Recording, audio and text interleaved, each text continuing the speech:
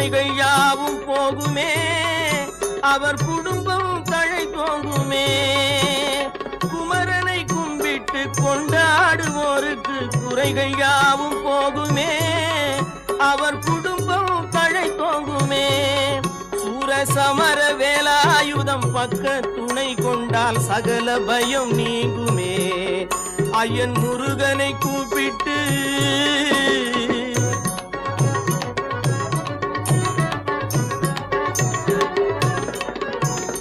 அருமுகனை வேண்டி